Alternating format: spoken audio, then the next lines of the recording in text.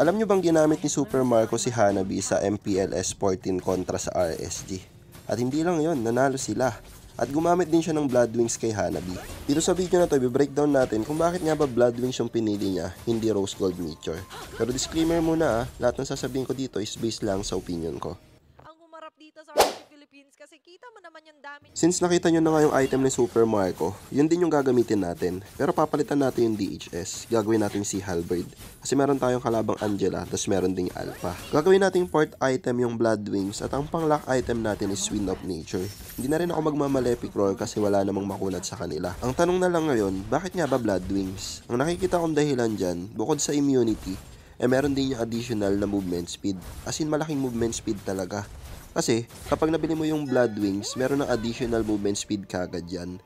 And pag na-break pa yung shield na bigay ng Blood Wings, meron pa additional movement speed. Kaya mas madali ka makakatakas sa mga kalaban. Kung papasinin mo yung movement speed o yung attributes natin sa ngayon, 319 lang yan. Kapag bumili tayo ng Blood Wings, is magkakaroon ka ng additional movement speed. Magiging 350. Bukod dun, pag na-break yung yung shield natin, is magkakaroon pa tayo ng additional movement speed. Pansinin nyo to. 350 tapos pag na-break yung shield is magkakaroon pa siya nag-movement speed additional. Ayan o, naging 448.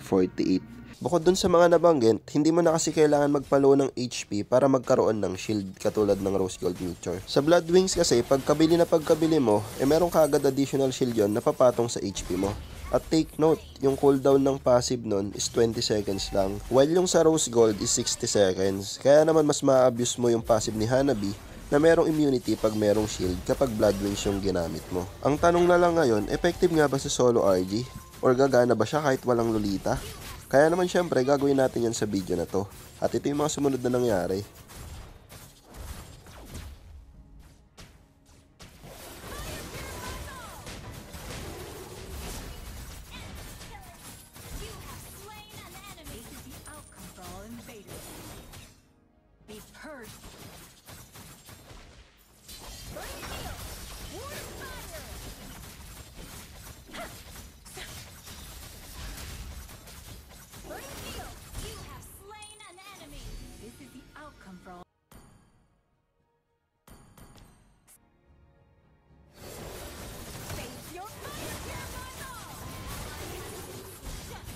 Still think you had a chance?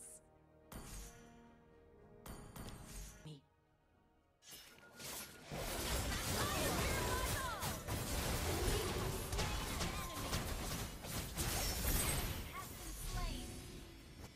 And fight to control the monster within.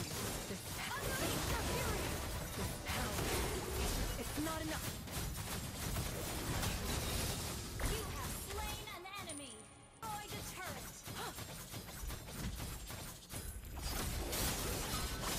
Charm. Shut down. A perfect vessel for my power.